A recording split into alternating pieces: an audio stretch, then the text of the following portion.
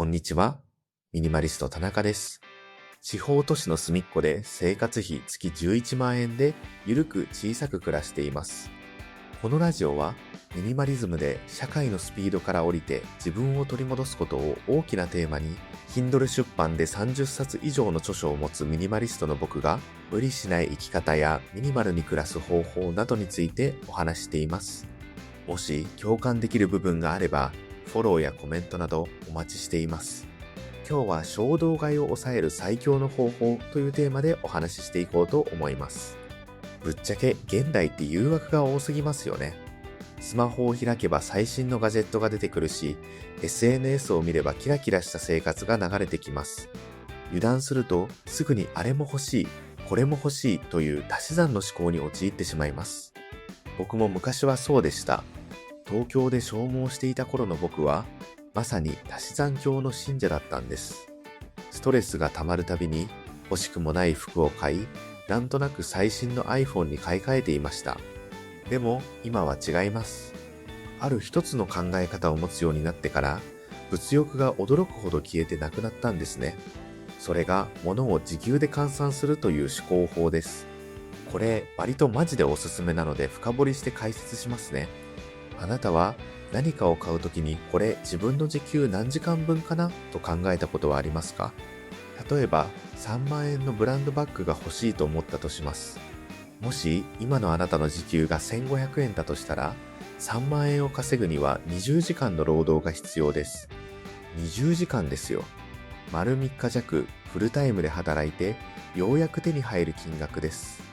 ここで一回立ち止まって自問自答してみてほしいんです。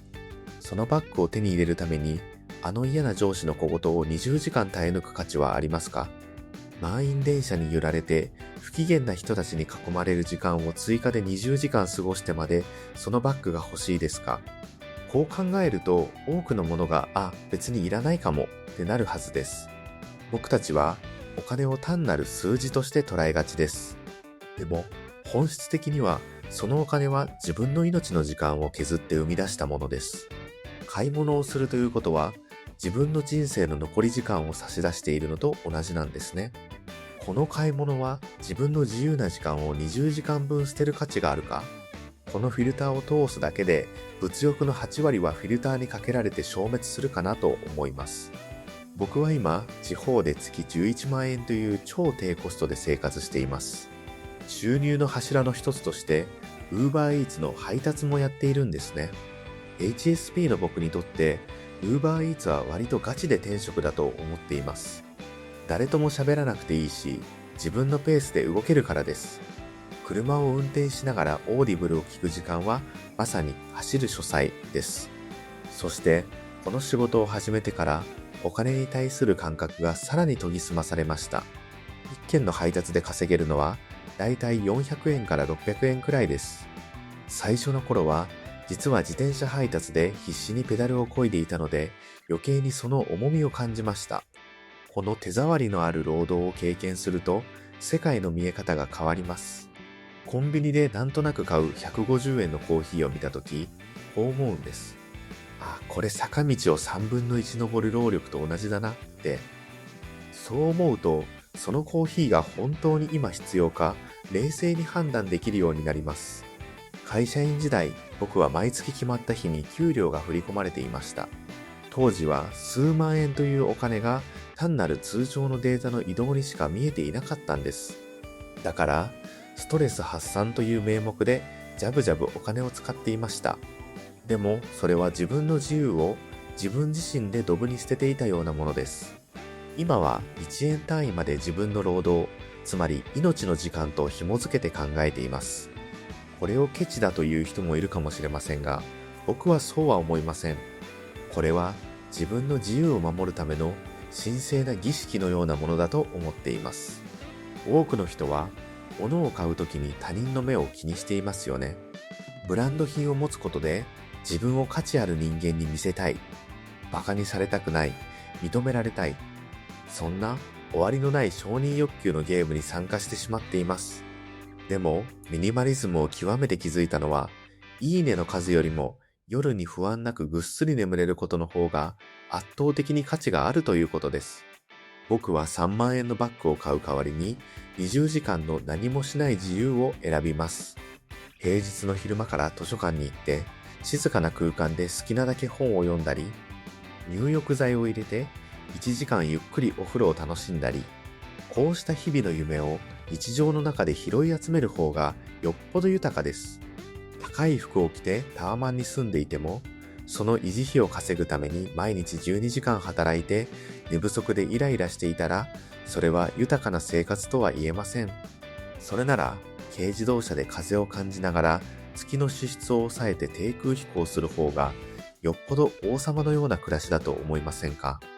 僕にとっての豊かさとは、所有することではなく、何にも依存しない自由そのものです。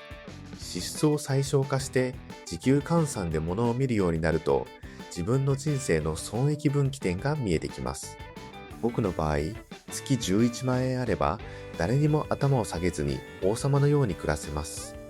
1日あたり5000円くらい稼げれば合格点です。時給1250円の仕事なら、1日4時間働けば人生のノルマは達成です。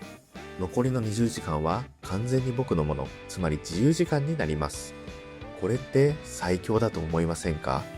生活コストが低いと嫌な仕事に対して拒否権を持つことができるようになります。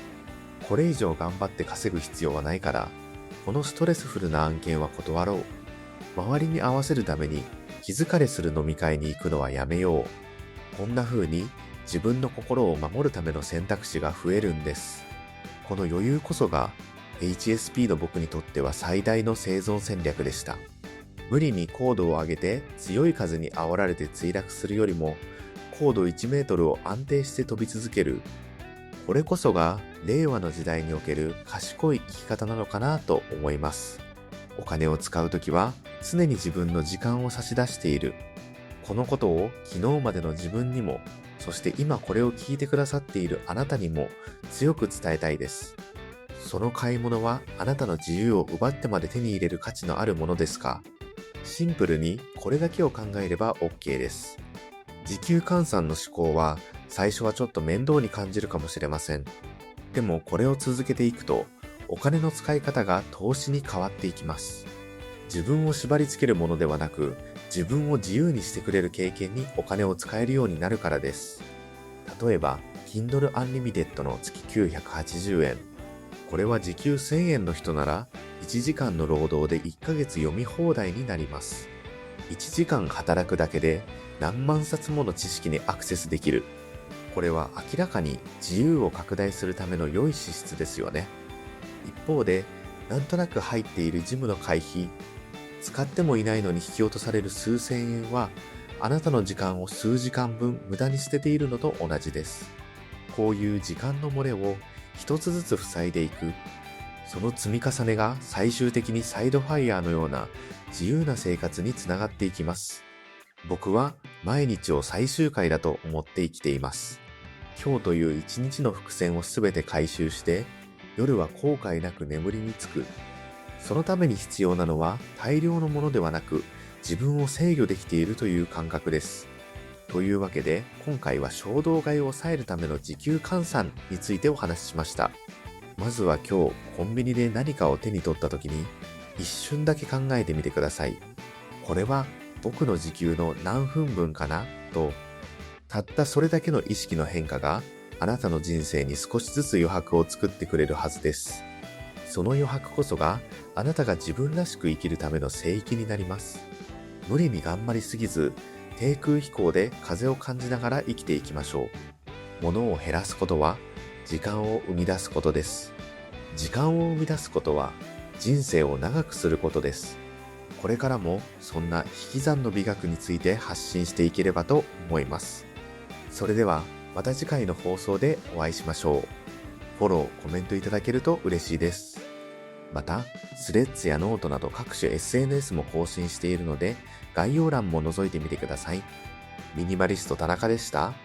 バイバイ。